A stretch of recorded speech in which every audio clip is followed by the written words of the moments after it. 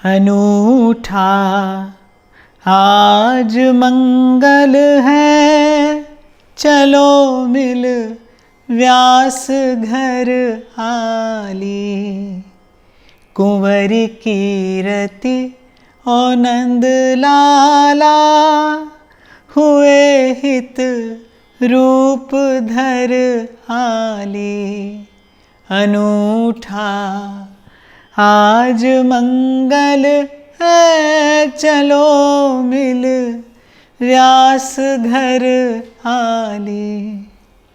अजब वह चांद सा मुखड़ा, गजब मुस्कन जुन्हैया सी।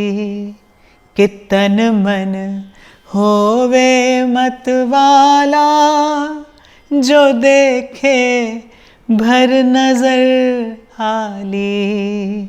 अनूठा आज मंगल है, चलो मिल व्यास घर आली।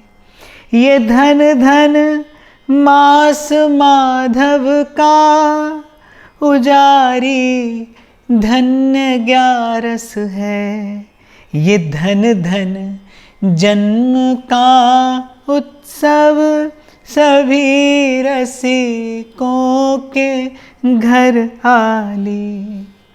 पड़ी द्वारे पे हित भोरी, नजर भर देख लो मुझको। पड़ी द्वारे पे हित भोरी, नजर भर देख लो मुझको। यही दो रीझ तन मन प्राण वारू, चरण पे आली। यही दो रीझ तन मन प्राण वारू, चरण पे आली। अनूठा आज मंगल है, चलो मिल व्यास घर आली। श्री हरिवंश प्रणाम। और बस यही रस से भरे शब्द और ऐसी ही सुमधुर संगीत की लहरियां यत्र तत्र सुनाई दे रही थी, मन प्राणों को शीतल और आनंदित कर रही थी। ब्रजमंडल के उस अत्यंत पवित्र पावन बादक ग्राम में, जहाँ प्रेम प्रभु का अवतरण हुआ था, करुणा अवतार का अवतरण हुआ, प्रागट्य हुआ। देखिए, प्रेम जिससे सृष्टि का कण कण गतिमान होता है, जो इस सारे समग्र अस्तित्व का एकमात्र प्राण तत्व है, इस सारे अस्तित्व का एकमात्र सत्य है, उस प्रेम का अनुभव तो संसार में कहीं अन्य भी किया जा सकता है। उस प्रेम की अनुभूति तो अन्यत्र भी होती है, पर उस प्रेम का यदि किसी को दर्शन करना है, उस प्रेम का यदि आस्वादन करना है, फिर तो उसे कहीं ना कहीं इस ब्रज भूमि का, इस ब्रज रज का, इस पावन वृंदावन धाम का आश्रय लेना ही पड़ेगा। यहाँ की रज का एक एक कण उस दिव्य, उस सांद्र अगाध अबाध प्रेम से तरंगायित है। और देखिए, कहीं ना कहीं अपने आप में ये सिद्धांत स्वतः प्रतिष्ठित हो जाता है। कहीं दूर सहारनपुर के निकट देववन का वो पवित्र प्रांत, देवी तारा का गर्भवती होना, और जब वो आसन्न प्रसवा हैं, जिस समय दो पग भरना भी कठिन है, उस समय उनके मन में इतनी लंबी यात्रा के पश्चात ब्रजभूमि के दर्शन की इच्छा होती है, और ले आते हैं महामना व्यास अपनी पत्नी को उस अत्यंत कठिन काल में वो पहुंचती हैं यहाँ, और प्रेम प्रभु का प्राकट्य होता है। कहाँ? यहाँ आकर, इस ब्रजभूमि में आकर, उस पवित्र बादक ग्राम में आकर, वृंदावन की तरुलताओं की छाया में आकर। तो प्रेम प्रभु का प्राकट्य हुआ, और श्री सेवक जी महाराज लिखते हैं, करी नंद जैसी होती। जैसे नंद बाबा ने नंदोत्सव किया था और निनादित हो गया था ये सारा संसार उस स्वर से कि नंद के आनंद भय जय कन्हैया लाल की। उसी रीति से, उसी भांति से, उसी प्रकार श्री व्यास जी ने ये पुत्र का दिव्य जन्मोत्सव मनाया और कुछ काल ब्रजभूमि में रहकर पश्चात पुनः अपने निज गेह को, अपने निज स्थान को प्रस्थान कर गए। समय पर नामकरण संस्कार हुआ।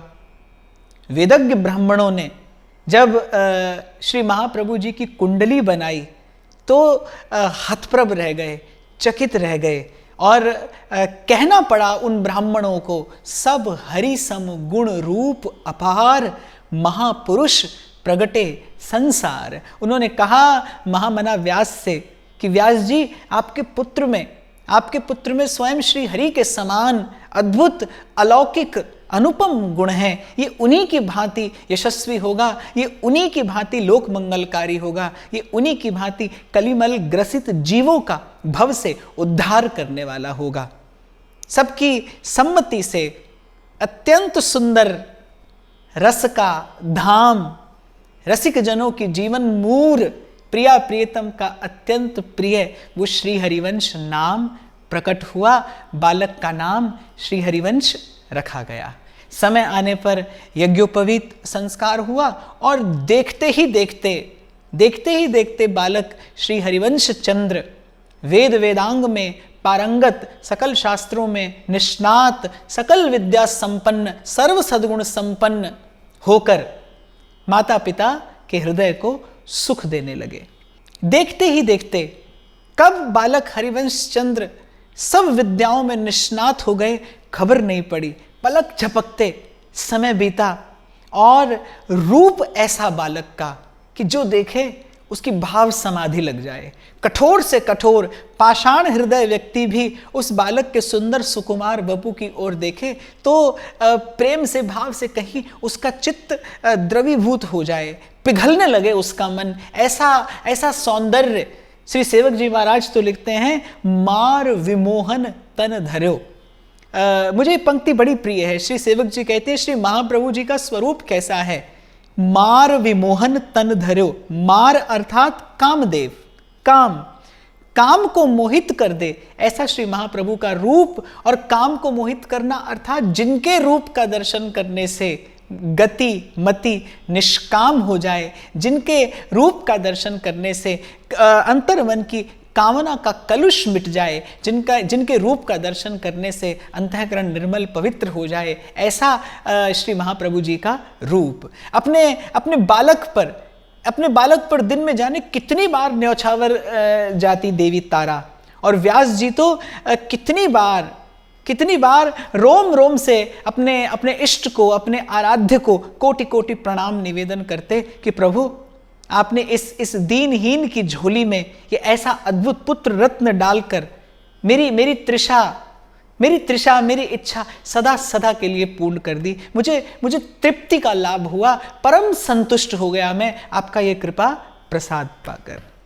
तो जैसा मैंने आपको निवेदन किया, महाप्रभु की शिक्षा दीक्षा संपन्न हुई, पढ़ तो लिया, अध्ययन तो पूरा हो गया, लेकिन विचार करिए, प्रेम देश से अवतरित हुई वंशी, जिसका रोम रोम भरा है, भीगा है श्री प्रिया जी के चारों चरणों की किसी अत्यंत सरस भक्ति से, निकुंज देश से अवतरित हुई वंशी का इस संसार में, संसार के किसी क्रियाकलाप में, संसार की किसी अन्य विद्या में कैसे मन रम जाता। कभी कभी व्यास जी को आश्चर्य होता अपने बालक को देखकर कि एकांत मिलते ही बालक श्री हरिवंश चंद्र की भाव समाधि लग जाती। घंटों बैठे रहते बालक हरिवंश चंद्र किसी अनिर्वचनीय आनंद में डूबे। उनको देखकर ऐसे लगता कि जैसे उनके अंतर्मन में कोई अद्भुत आनंद, अद्भुत सुख कल्लोलमान है, हिलोरे ले रहा है, कोई रस समुद्र, कोई भाव समुद्र उनके भीतर। व्यास जी तो केवल अपने पुत्र की ये भाव मत, ये भाव से पगी छवि देख देख कर ही न्यौछावर होते। और जननी के वात्सल्य को तो आप जानते हैं, कहते हैं बालक काला हो, कुरूप हो, तो भी जननी को वो बड़ा प्रिय लगता है। और जिस जननी की गोद में त्रिभुवन शोभा धाम खेलते हो, उस जननी के हृदय में उठते वात्सल्य समुद्र का तो फिर कहना क्या। न्यौछावर जाती देवी तारा बार बार अपने इस सुंदर, इस अनुपम, इस अलौकिक बालक पर विद्या अध्ययन संपन्न हो गया। लेकिन बालक हरिवंश चंद्र की रुचि किसमें है? भोर भय से सांझ ढरे तक सेवा को ही नेम हमारो। जिसने आज तक सदा तन मन प्राण से अपनी स्वामिनी वृंदावनेश्वरी के चारों चरणों की सेवा की हो, कैंकर्य किया हो, सेवा ही जिसका प्राण हो, सेवा ही जिसका जीवन हो, उस वंशी का इस लोक में आकर किसी अन्य लीला, किसी अन्य क्रिया में, किसी अन्य धर्म में कैसे मन लग जाता। छटपटाते हैं बालक श्री हरिवंश चंद्र के हाथ अपनी स्वामिनी की सेवा करने को। नन्हे से हैं अभी श्री हरिवंश चंद्र, और श्री हरिवंश चंद्र के पिता महामना व्यास वो अपने निज मंदिर में जब आराधना करते हैं, सेवा करते हैं अपने इष्ट की, राधा माधव युगल की, राधा मोहन जी की, तो बड़े छटपटाते हैं बालक हरिवंश चंद्र के कर कमल कि मुझे कब इनकी सेवा करने का सौभाग्य मिलेगा। बार बार अपने पिता से कहते कि पिताजी मुझे भी आज्ञा दीजिए, मैं भी निज मंदिर में आकर और प्रिया प्रीतम की सेवा करना चाहता हूँ, मैं भी इनको लाल लड़ाना चाहता हूँ, मैं भी इन्हें दुलारना चाहता हूँ। और व्यास जी कभी कभी हंस कर टाल देते कि अभी बहुत छोटे हो, कुछ काल और प्रतीक्षा करो, सेवा में आने योग्य हो जाओ। वो बेचारे कहाँ जानते थे, वो कहाँ जानते थे कि मेरे आंगन में जो बालक खेलता है इसका तो नाम मात्र जीव को प्रियालाल की सेवा के योग्य बना देगा, इसके नाम का आधार लेने वाला लीला रस प्राप्त कर लेगा, इसके नाम का आश्रय लेने वाला प्रिया जी के चरणों के कैंकर्य को प्राप्त कर लेगा। ऐसे ही नहीं कहा हमारे यहाँ के रसिकों ने, कैसो पापी क्यों ना हो, हरिवंश नाम जो ले, अलक लड़ैती रीझ के महल खवासी दे। एक दिन महामना व्यास जी ने क्या देखा कि उनके महल के उद्यान में अकेले बैठे हैं हरिवंश चंद्र। 2 काष्ठ खंड उनके हाथ में हैं, 2 लकड़ी के टुकड़े उनके हाथ में हैं। एक को ओढ़ाया है पीला वस्त्र और एक को ओढ़ाया है नीला वस्त्र। नेत्रों से अश्रु की धार फूट रही है और पत्तों के दोने बनाकर उसमें कुछ फल धर के और बड़े भाव से, बड़े लाड से उन्हें प्रियालाल प्रियालाल प्रियालाल कहते कहते भोग निवेदन कर रहे हैं। रोम रोम पुलकित हो गया व्यास जी का, हृदय आनंद से भर गया कि कोई विशेष, कोई अत्यंत प्रबल संस्कार है इस बालक के हृदय में प्रभु की सेवा का। देखिए भगवान की अघटन घटना पटी सी लीला शक्ति योग माया ये कार्य करती है। सारे संसार को खबर पड़ जाए कि आंगन में खेलने वाला पुत्र प्रभु हैं, भगवान हैं, लेकिन माता पिता को देवी योग माया कभी ये खबर नहीं पड़ने देती। सारे संसार ने जान लिया कि श्री कृष्ण कौन है, लेकिन नंद बाबा और यशोदा मैया वो ना तो कभी जान पाए, ना उन्होंने कभी जानने की इच्छा की। उनके हृदय से तो वही सहज वात्सल्य की धारा ही फूटती रही अपने अपने अपने लाडले बाल कृष्ण पर। उनके लिए कृष्ण सदा बाल कृष्ण रहे। ऐसे ही व्यास जी और देवी तारा, उन्हें कभी कानों कान खबर नहीं पड़ी कि उनके घर आंगन में खेलने वाला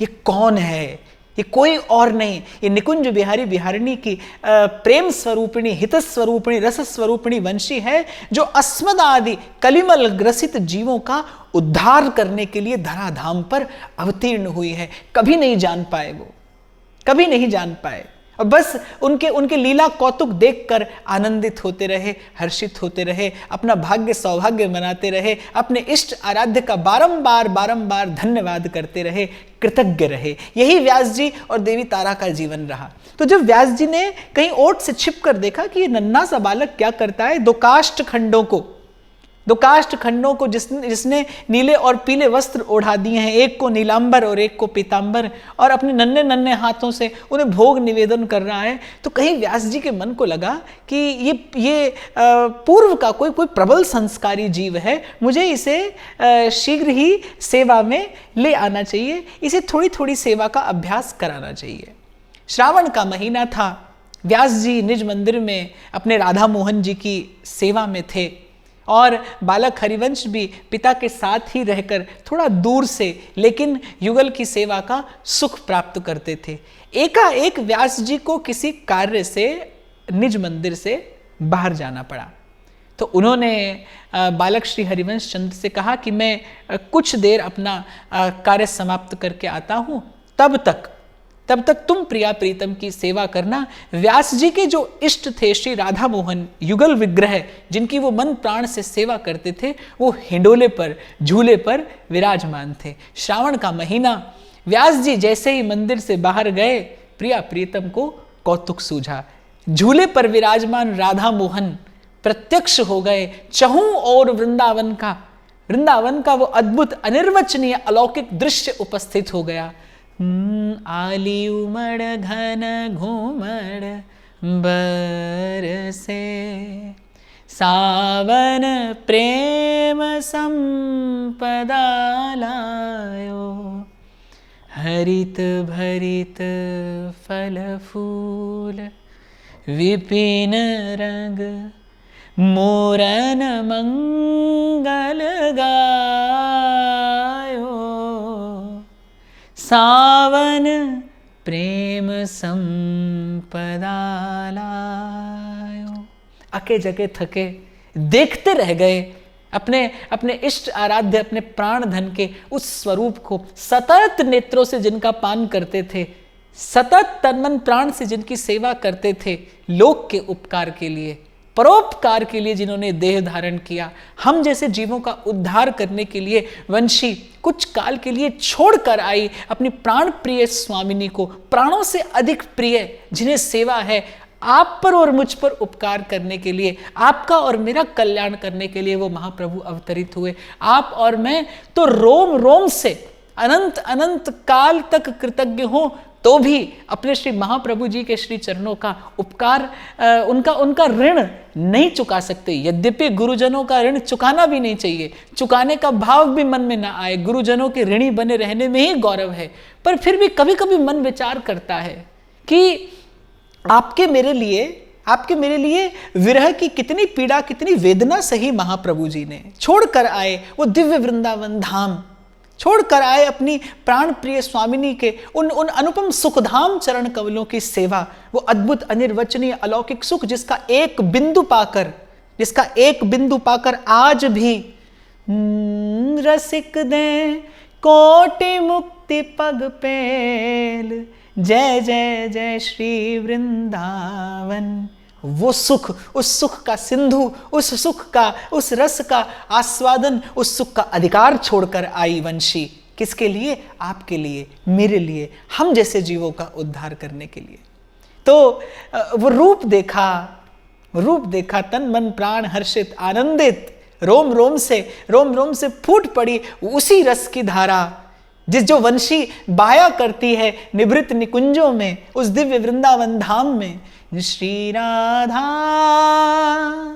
श्री राधा श्री राधा श्री राधा, राधा राधा राधा राधा राधा राधा राधा राधा राधा राधा राधा राधा राधा राधा राधा राधा। लाल जी झट से उतरे झूला से, पकड़ा दी अपनी वंशी, हरिवंश चंद्र रूपी अपनी उस वंशी सखी को, अपनी उस हित सखी को, अपनी उस निज सखी को, और प्रिया जी ने उतार कर डाल दिए अपने हाथों के कंगन हित सजनी के हाथों में कि इन जोर से झोंटा दिया जाएगा। कंकड़ों का कोलाहल हुआ और व्यास जी लौट आए तो फिर इस सुख में, इस रस में कहीं कुछ बिरस ना हो जाए। और हित सजनी हरिवंश चंद्र तो प्रियालाल की बस ये लीला देखते देखते रह गए, न कुछ कहते बना और न कुछ करते बना। ओढ़ा दिया लाल जी ने अपना पटुका, थमा दी अपनी वंशी बालक हरिवंश चंद्र के हाथ में, प्रिया जी ने डाल दिए अपने हाथों के कंगन अपनी प्राण प्यारी हित सजनी के कर कमलों में और झोंटा देने लगे लाल जी। जबकि व्यास जी कह कर गए थे बालक हरिवंश चंद्र से कि बेटा कहीं जोर से झोंटा ना देना, कहीं कुछ अनर्थ ना हो जाए। लेकिन यहां प्रिया जी की इच्छा, झूला तो झूले रानी राधिका, जी कोई गावे गीत मल्हार, झूले रानी राधिका, पटुली पकड़ के झोंटा दे रे, जी कोई झुक झुक के सन मुरार, झूले रानी राधिका, जी कहूँ बरसत मूसल धार, झूले रानी राधिका। राग मल्हार की स्वर लहरियां, सहचरियों का अद्भुत स्वर, सहचरियों का अद्भुत स्वर, वृंदावन के शुक पिक आदि का वो दिव्य संगीत, मन को आनंदोन्मत्त कर देने वाला वो दृश्य। और कुछ काल के बाद जैसे ही व्यास जी लौटे, क्या देखते हैं कि बड़ी तीव्र गति से झूला चल रहा है। व्यास जी ने किंचित रोष भरे स्वर में बालक हरिवंश चंद्र से कहा कि अरे लाल, ये तेने क्या कियो? कहूं प्रिया लाल गिर पड़ते तो अनर्थ हो जातो। व्यास जी ने कहा कि मैं तुमसे कह कर गया था कि बहुत तीव्र गति से झोंटा ना देना, कहीं कुछ अनर्थ ना हो जाए। बालक हरिवंश चंद्र ने कहा कि मैंने कुछ नहीं किया पिताजी, मैं सत्य सत्य सत्य कहता हूं। ये सब श्री लाल जी की लीला है, ये तो इनका कौतुक है। एक बार तो व्यास जी की समझ में ही नहीं आया कि ये बालक कहना क्या चाहता है, लेकिन जब व्यास जी ने देखा प्रीतम की वंशी, प्रिया जी के हाथ के कंकण, लाल जी का पटुका, और वो इस प्रकार सुसज्जित हैं बालक हरिवंश चंद्र के उस सुंदर सुकोमल वपु पर, उस दिव्य गात पर, जैसे स्वयं प्रिया प्रियतम ने अपने हाथों से अपनी इस प्राण प्यारी सखी का श्रृंगार किया हो। रोम रोम पुलकित हो गया व्यास जी का, नेत्रों से प्रेमाश्रु बहने लगे। एक बार तो मन में इच्छा हुई यही निज मंदिर में प्रेम स्वरूप अपने इस बालक को हृदय से लगा लूं और आलिंगन करके बाकी समग्र सृष्टि के किसी भी विचार को बुला दूं, डूब जाऊं इस रस सिंधु में। पर सामने इष्ट आराध्य विराजमान है, निज मंदिर है, तो केवल थोड़ी सी मर्यादा का विचार करके व्यास जी रह गए। लेकिन इस लीला से व्यास जी के चित्त पर एक बड़ा गहन प्रभाव पड़ा। व्यास जी दिन रात इसी चिंतन में रहने लगे कि बालक वस्तुतः है कौन। कहीं नृसिंह आश्रम जी जन्म से पूर्व कहकर तो गए थे कि मेरे प्रभु का वचन है कि तुम्हारे यहाँ निकुंज बिहारी बिहारिणी की, श्री राधा वल्लभ और कुंज बिहारी की प्रेम स्वरूपिणी वंशी अवतरित होगी। पर जैसा मैंने कहा ना, ये लीला शक्ति अपना कार्य करती है कि माता और पिता के चित्त में कभी बालक का ऐश्वर्य नहीं आने देती। और यही सुंदर भी है, यही स्वस्थ भी है, क्योंकि प्रेम प्रभु को माता पिता से वात्सल्य का ही सुख लेना था। कोई पूजा या श्रद्धा युक्त प्रणाम की इच्छा प्रेम प्रभु को नहीं थी। माता पिता से तो वो वात्सल्य का ही सुख लेना चाहते थे। लेकिन व्यास जी अब गहन विचार में पड़े रहते कि वस्तुतः ये बालक है कौन। कई बार उन्होंने देवी तारा को समझाने का प्रयास किया। व्यास जी को तो कुछ समझ में आया, लेकिन देवी तारा तो एक ही उत्तर देती कि संत के आशीर्वाद सो, संतन की कृपा से मैंने ये लाला पायो है, मैं तो बस अपने लाल को पाकर धन्य हूं। उनके मन में न कभी कोई विचार आया, न कोई अन्य चिंतन। एक बार की घटना, रात्रि का समय और अर्धरात्रि, बालक हरिवंश चंद्र जगे और अपने जननी और जनक से, अपने माता पिता से कहते हैं कि कंठ सूख रहा है, मुझे बड़ी तीव्र प्यास लगी है, जल पीना चाहता हूं। माता ने जल पिलाने का प्रयास किया, लेकिन बालक हरिवंश चंद्र का ऐसा नियम कि वो केवल युगल सरकार के चरणामृत से ही अपने कंठ की तृषा मिटाया करते थे। जैसे ही एक बूंद बालक की जिह्वा पर आई, बालक हरिवंश चंद्र ने कहा कि मैया ये तो चरणामृत नहीं है, मुझे तो चरणामृत ही पान करना है। प्यास बड़ी तीव्र लगी है, पर मुझे चरणामृत ही पान करना है। आधी रात का समय, व्यास जी ने कहा इस समय निज मंदिर के पट बंद हैं, श्री ठाकुर जी शयन कर रहे हैं, इस समय मंदिर खोलकर किस प्रकार तुम्हें चरणामृत दिया जा सकता है। और बालक हरिवंश चंद्र कहने लगे कि नहीं सोए हैं अभी प्रिया प्रीतम, जाकर देखिए, अभी तो प्रिया प्रीतम चौपड़ खेल रहे थे, अभी तो शयन में पधारे भी ना होंगे, आप जाइए मेरे लिए चरणामृत ले आइए। और कहते व्यास जी ने जब जाकर मंदिर खोला तो वस्तुतः देखा कि प्रियालाल की शैया के निकट बिखरी है चौपड़, मानो जैसे अभी इस बिछी हुई बिसात पर इस बिछी हुई बिसात पर किसी ने क्रीड़ा की हो, और क्रीड़ा करने वाला युगल सरकार के अतिरिक्त वहां कौन था। जीती हो प्रिया जी, हारे हो लाल जी, और इस जीत के परिणाम स्वरूप चरण सेवा करने का अवसर श्री लाल जी को मिला हो। इस प्रकार की सुंदर लीला चिंतन में खो गए व्यास जी, जब व्यास जी ने वस्तुतः आकर निज मंदिर का कपाट खोला और अभिभूत हो गए, आनंदित हो गए, हतप्रभ रह गए व्यास जी इस लीला का दर्शन करके। व्यास जी के मन में धीरे धीरे ये सुनिश्चित हो रहा था कि ये बालक केवल नाम से हरिवंश नहीं है, यथा नाम तथा गुण। ये बालक वस्तुतः कोई और नहीं, हरि की वंशी ही है, जो संतों की कृपा से, संतों के अनुग्रह से मेरे आंगन में प्रकट हुई है। ये बालक बालक नहीं, ये बालक स्वयं प्रेम है, जो कलिमल ग्रसित जीवों का, कली से कलुषित जीवों का उद्धार करने आया है, उन्हें उस पार ले जाने के लिए आया है जहाँ विराजे राधा रानी, अलबेली सरकार। जहाँ विराजती हैं करुणामयी सरकार, ये ले जाएगा अस्मदादि जीवों को वहाँ, और सदा सदा के लिए परम विश्राम की प्राप्ति कराएगा। आज इतना ही। कल की कथा, कल की इस प्रेम गाथा का चिंतन लेकर मैं फिर आपके सन्मुख आऊँगा। स्मरण करते रहिएगा इन सुमधुर लीलाओं को, गोता लगाते रहिएगा, डुबकी लगाते रहिएगा इस रसधारा में। जय जय श्री हरिवंश। प्रणाम।